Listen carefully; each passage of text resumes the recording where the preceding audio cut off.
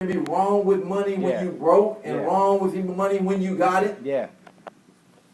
You can get wrapped up wrong with money. God actually tells you how to handle this money. This ain't your money. He gives it to you to use. It's kind of like you being a manager over an office building. It ain't your money, but you got a card. You know, and they'll tell you, use what you need. If you need something to make this, or you need yourself to look this, you go ahead and use the card. It don't belong to you. You can use all you want. To find out what your relationship with this is. Yeah.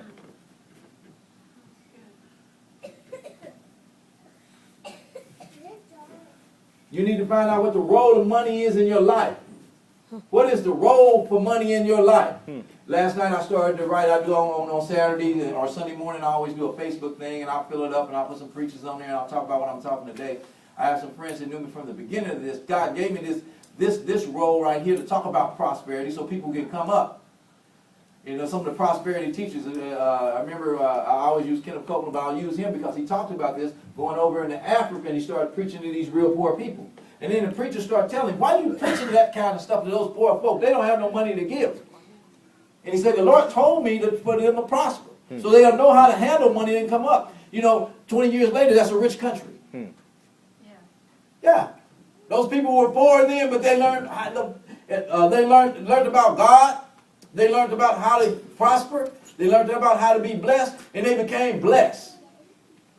It's not the same place. They got roads. They got new cars. They got new houses, new buildings. The country's thriving. Yeah. People get stuck on stuff. You know, let me go in here where it's already there. Go in there where it ain't there. Yeah. Get it there. You know, we got to get God.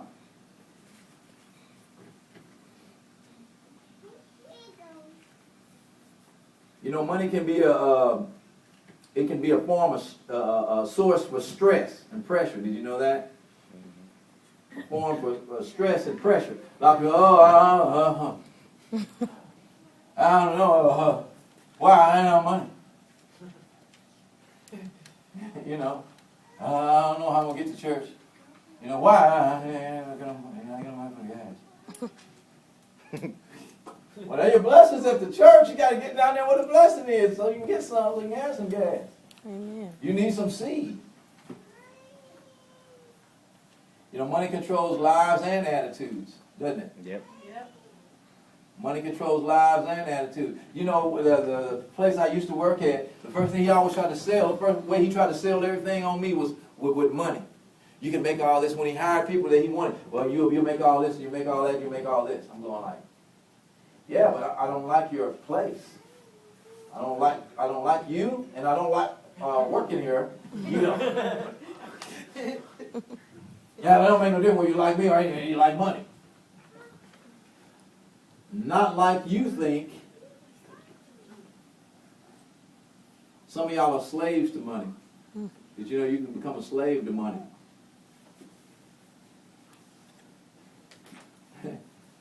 Driven to keep it and driven to get it and to keep it. Some people are driven to get money and to keep money. Did you know y'all know somebody like that? Mm-hmm. Driven to get money and then to keep it. And you know God simply says, give and it will be given to you. It's better to give than to receive. God offers the things that give. You know, and then we need to find our relationship with it. We must straighten out our relationship with money. We must straighten out our relationship with money. You know, y'all, we call things into existence.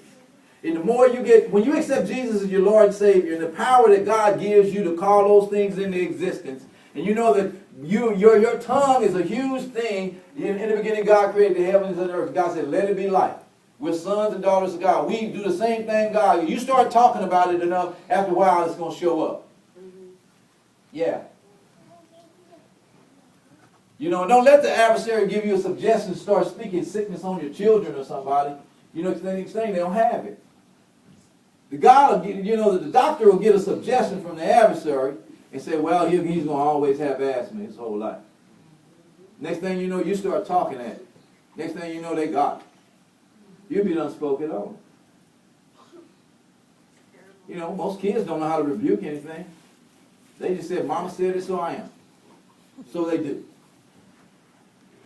Also, you know, God will bless you to tell you you ain't got it. And if somebody said you see signs of them, keep speaking it off of you.